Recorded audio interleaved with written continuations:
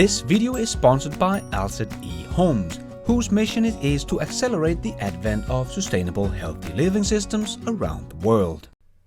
Hi, and welcome to Best in Tesla News, episode 75. Tesla is still on fire, but so is the ocean. And the EU Commission says car makers cannot be trusted. And Sandy Munro is not impressed with the Ford Mach E's battery pack. Tesla's lead is frightening. And we had an EV race that showed off Tesla's lead in charging network and software. And we finally found out what the next Tesla model will be called.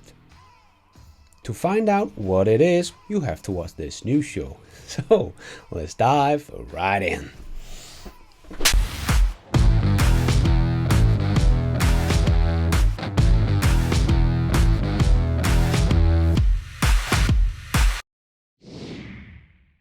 Let's put our living stereo stylus in this groove.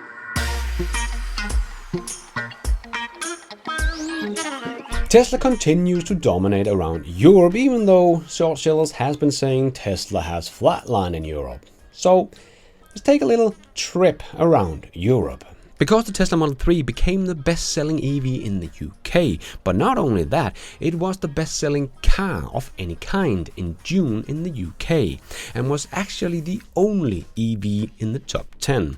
And in Israel, where the Tesla only just started deliveries, the Tesla Model 3 became the second best-selling car of any kind, just 10 units short of the #1 spot from the Toyota Corolla. Insane. It was the best-selling EV in Norway by far in June, and it's also leading the race in Norway year to date. It was also the best-selling EV in Croatia, and in France the Tesla Model 3 became the best-selling plug-in vehicle with 5,001 units. Renault Zoe was the closest competitor with 3,349 units. And in the first half of 2021, Tesla Model 3 is also the best-selling EV in France. But not only that, the Model 3 became the 5th best-selling car of any kind in France in the first half of 2021. All very impressive. And mirror, mirror on the wall, who's the happiest EV owner of them all? Well, that would be Tesla. We know that they are the least complained about car company in China, but after a survey in Germany from over 2,800 BEV owners, Tesla Model 3 owners was the most satisfied. And we actually find the Model S at the #3 spot, and even though this was in Germany, the ID4 and ID3 only took the #7 and 14th spot. And Tesla also did very well in Germany in June. It was the best-selling EV in Germany by quite a bit, selling almost 4,500 Model 3s. New record for Tesla, and that is up 431% year over year for June.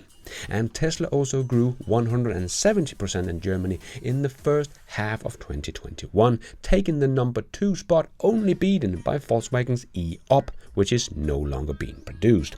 And the ID3 and ID4 is hardly ramping up in his home country, Germany.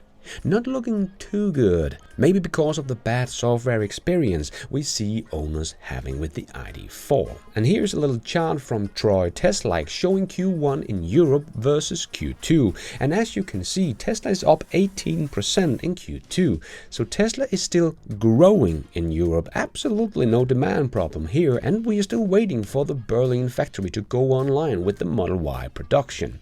Then Tesla will just explode in Europe because, as you can see, they are already dominating so many places.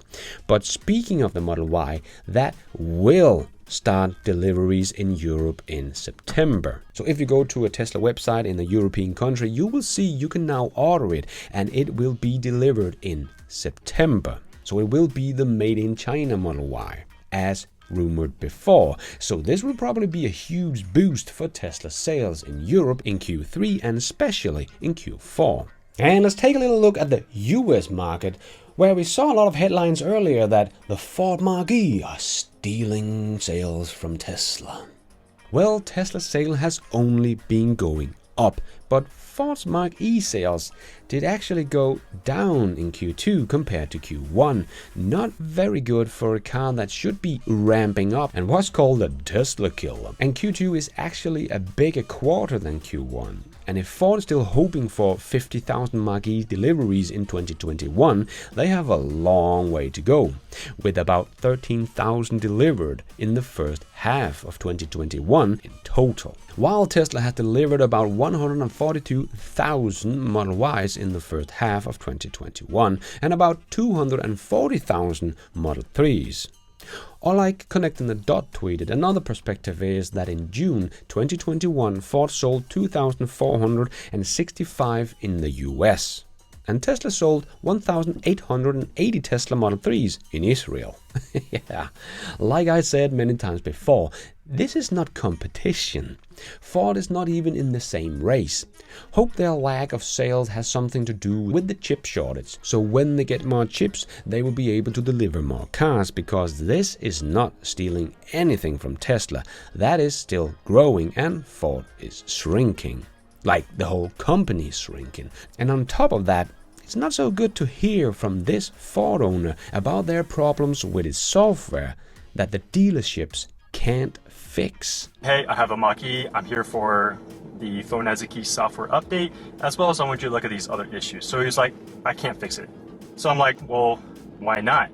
He was like, well, every single time they try and fix it, the car, they're not able to move the car, and then they can't power it back on. Like the car basically dies. Yeah, the car dies, in place. While they're trying to update it and fix it. Yeah, so... Sometimes the software just straight up sucks. Think like way far down the line, because you guys know that we've been thinking about getting like an EV truck, and the Ford F-150 Lightning, we saw that like reveal, and it looks like an amazing vehicle. But it also looks like the same technology that's in the Mach E. Yep. Ouch. That's not good. And no, Tesla is not in trouble in China. Still leading the race, but quite a bit. If we don't count the mini EV that costs less than $5,000. But as you can see, Tesla is actually the only OEM from outside China that is in the top 20 so far this year, when we are looking at only BEVs. And this is without the June numbers, where Tesla delivered over 28,000 more cars. And according to two people familiar with the situation, Chinese Minister of Commerce and Government of Shanghai, where Tesla is a significant source of employment and cash, it's held meeting with the company to emphasize their continued support for its expansion. So no problem in China, but I will make a much deeper dive into the battle for the Chinese EV market in a video next week, so stay tuned for that. But Tesla did just make another step in China that could make the demand even higher. They introduced the Model Y standard range, meaning the starting price of the Model Y in China is now more than $10,000 cheaper, meaning reaching a much bigger market yet again. And the Gigafactory in Shanghai did produce 33,155 cars in June and exporting 5,000 of those cars and achieving a 400,000 annual production capacity. And remember, they are still ramping up production of the Model Y. That is still producing less than half of the Model 3. So we will continue to see the Model Y ramping up and getting up to the Model 3 level. So yes, everything is good in China. And Sandy Munro just ripped apart the Ford Mach E's battery pack, and he was not so impressed with it. He said that Tesla's lead in battery technology is frightening. But if you follow Tesla, we of course already knew this, that Tesla has the best core efficiency of any EV. Just look at this chart from Matthew Muckle. Only Tesla's in the top. And this chart shows the vehicle's weight compared to its EPA range per kilowatt. You can clearly see the winner here. Just look at the big heavy Tesla Model X that weighs almost 5,500 pounds, has the same EPA range per kilowatt as the little carbon fiber BMW i3 that weighs less than 3,000 pounds. Talk about efficiency. So sure, it looks like the Mach E is close to Tesla specs, but that is only because they put in a little more battery to get close to Tesla specs. but their battery technology is nowhere near Tesla's. And this week, the ocean caught on fire. Over the weekend, not only did a fire break out in the Gulf of Mexico, but also in the Caspian Sea. Both incident was, predictably, associated with fossil fuel. This particular fire has been blamed on a gas leak from pipelines owned by Pemex, Mexican state-owned oil company. It burned for several hours and was eventually stopped through the use of nitrogen. Wow, it looks more like they have opened the gate to hell. But that was just the start. We had another incident of fire in the Caspian Sea. The most widely shared video was this film from a nearby oil platform. I would feel very unsafe standing there on an oil platform watching a big fire. But this was apparently not an oil or gas fire, but blamed on a mud volcano.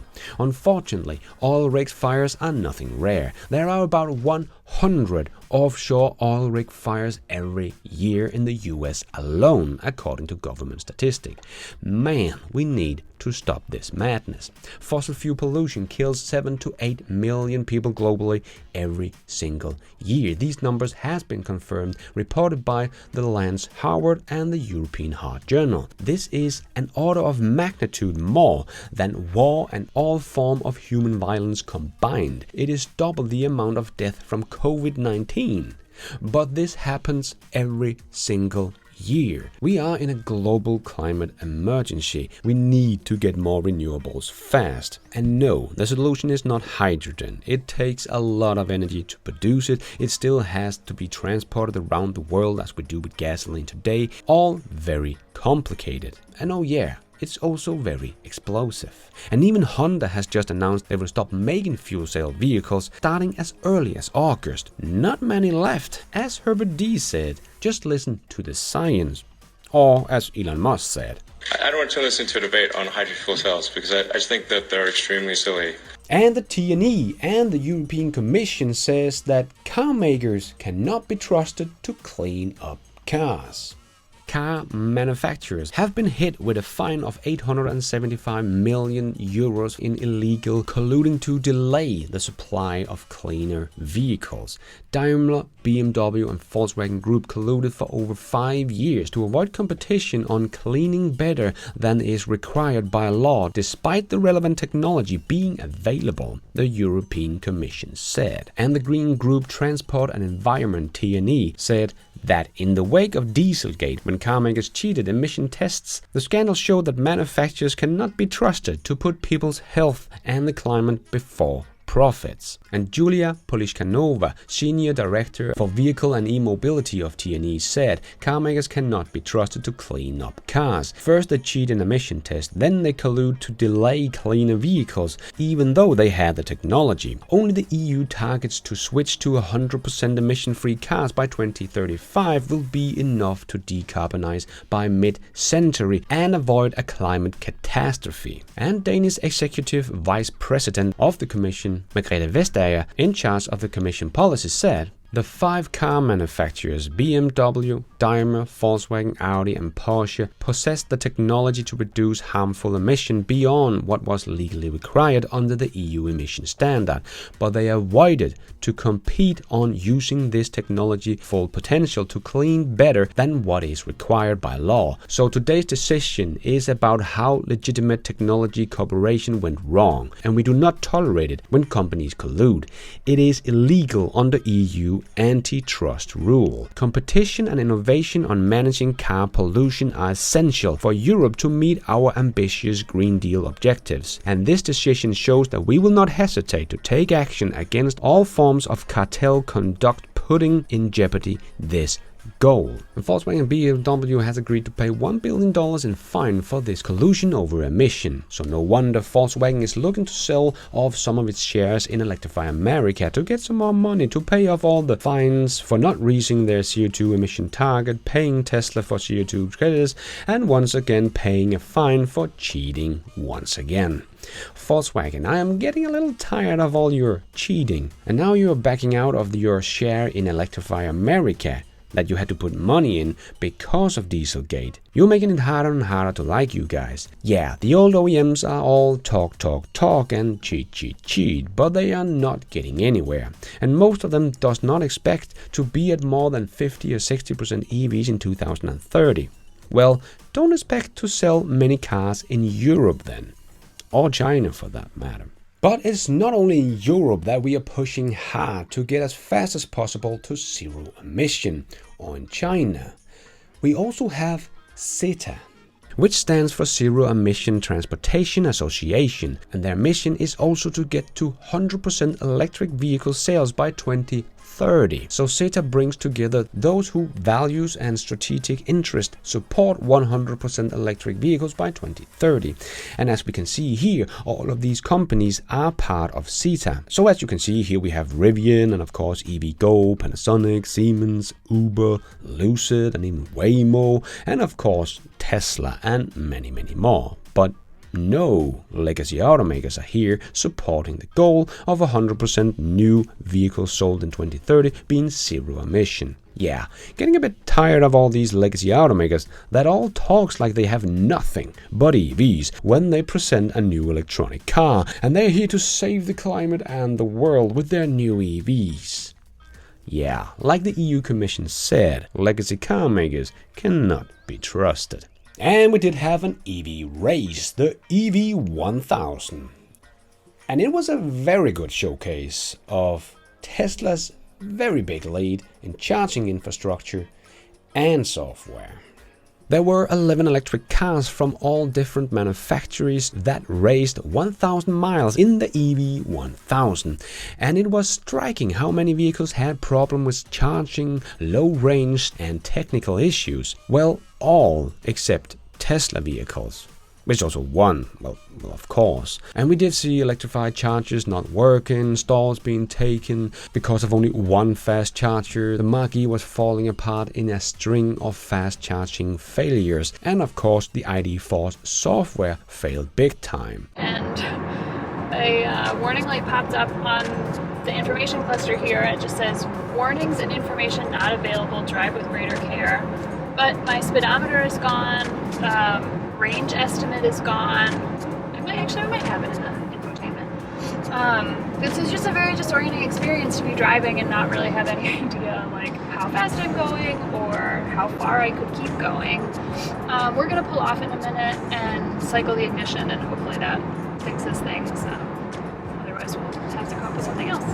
So while everyone else was having trouble finding fast charger, getting it to work, well, Tesla had no problems whatsoever. The Model S long range made it look all too easy and had an easy win with a little over 1 hour and 36 minutes of charging. And second place went to the Model Y, 1.5 hours behind the Model S, closely followed by the Model 3. The Mach E comes in 2.5 hours later in fourth position. And the Nissan Leaf more than doubled the time of the Model S and were charging over 11 hours.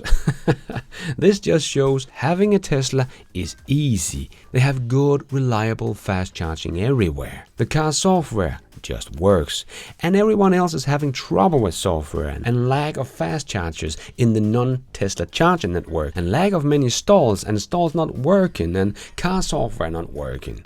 Yes, this is exactly what I have been talking about in one of my latest videos. This is why Tesla sells so much more than everyone else, because the Tesla ecosystem and its cars just works. It is just that good. And the others, well, not so much. I will leave a link to Khan Drive's full video down below. And Alset Ehome, the sponsor of this channel, have got some great new ideas to get even more capital. Alset is doing really well. They are getting shorted like crazy, but they did end last year with over $45 million in net profit, so that's not too bad. But the short sellers just keeps on shorting. But Alset got a cool idea to get even more money using what they already have. They are already a crypto ETP, but Alset Ehomes will actually have a great asset on hands with all of their e-homes running on solar. And as we know, crypto mining does take a lot of energy, but if you can get all that energy for free for mining crypto, well, That would be nice. And Alset already has its first 20 Ehomes up and running in North Park Woods. And Tesla is installing the solar panels and power walls and so on. So Alset is looking into using the Ehomes with their solar panels to be mining for crypto, like maybe Bitcoins. When the people are at work all day, the house will transform itself into an energy producing and crypto mining facility. I think this could be a great idea, especially when they get their whole community up and running and can have over 750 homes mining Bitcoin with free renewable energy. I kind of like this idea. Going to be very exciting to see how this will all pan out. And we also have a little bit of news about SpaceX. We know Spacex already has reusable rockets, and they have one that had been reused 10 times already. And so far this year, 1 out of 20 flights has been with a new booster. But Elon does expect to get the booster to be reused up to 20 to 30 times. And they are working on getting the time between the flight down, as he tweeted. Work needed between flight is less and less, as shown by shorting time between reflights. Required work between flights for Starship and Super Heavy is 0. Starship with the heavy booster is just gonna be next level in the rocket industry. And let's squeeze in the last short news topics into this news show. Yes, it's time for the Tesla Shorts. Well, we finally found out what the next Tesla model is going to be called. The Tesla Model 2 weeks. If you're wondering when does Tesla's 2 weeks end, well, it should have been yesterday. He replied to Tesla owner Silicon Valley and said releasing beta version 9 end of week, and later wrote Saturday, starting upload at midnight Californian time on Friday. And then Twitter went bananas. So hopefully you have already started seeing beta tested videos on Twitter as this Sunday news show is out. And Porsche Taycan is also doing well and ramping up in the US. Look at their Q2 result. Well done, Porsche. And Elon did actually just like the Cyberlander on Twitter. So even though my video did great, I think the Cyberlander just got even more advertising than they ever expected. And we also saw the Cyberlander team tweet, our team has started to move to Austin, Texas, and we already have a team members on the ground touring potential manufacturing facility near the Tesla Gigafactory. And I had shown before my 2 small boys enjoying the acceleration of the Tesla Model 3. And so many people are saying acceleration doesn't matter. But just look at this. Even a 1-year-old gets it.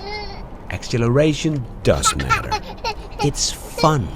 And Tesla opened up its first store and service center in Yucatan. This is the 4th store in Mexico. Just as we saw in the US, the fight for getting Tesla to build a gigafactory in their state has now begun in India, as Gujarat government offers 1,000 acres to Tesla to set up plant in its state. And we get some more videos on Twitter this week of pissed off ID4 customers with software issues. In 2020, renewable electricity in the EU overtook fossil fuel generated electricity for the first time. So cool, we are going the right way. And Fort Lauderdale formally accepted the proposal from the Boring Company that we have been talking about before to build an underground transit system between downtown and the beach. Other firms have 45 days to submit compelling proposals, but we already know nobody else can come even close to the price of the Boring tunnels. And the refreshed Tesla Model X was spotted in the wild, so hopefully they will start deliveries of this car as well very soon. And I will go on holiday today. Actually, when you watch this new show,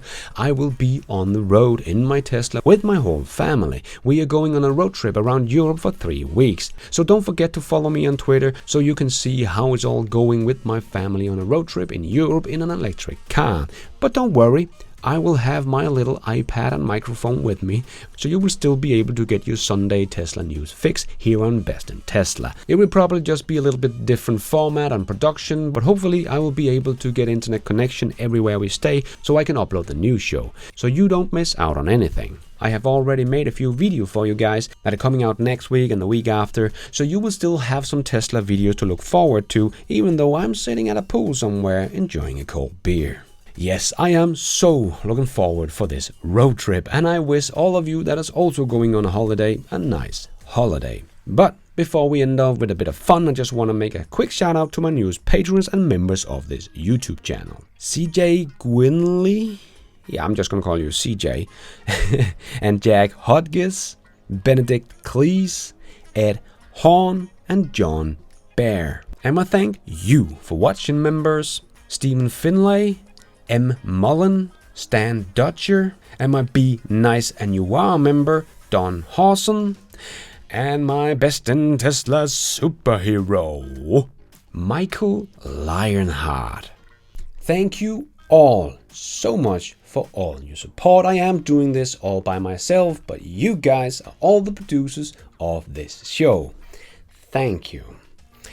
And let's end off with a bit of fun. And since we just saw Doc and McFly making a Back to the Future reunion, I thought I would show something from a little video that Elon McFly did. Back to the Future Cybertruck style. Enjoy. When this baby hits 88 miles per hour, you're gonna see some serious shit.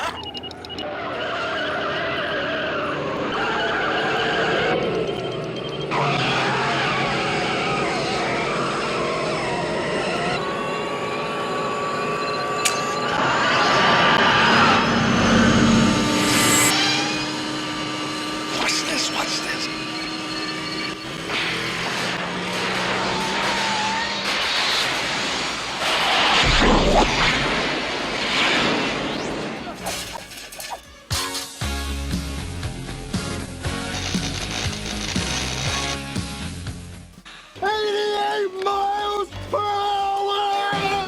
That is all we have time for in this news show. Hope you enjoyed it. If you did, don't forget to hit that like button. It really helps this video out a lot.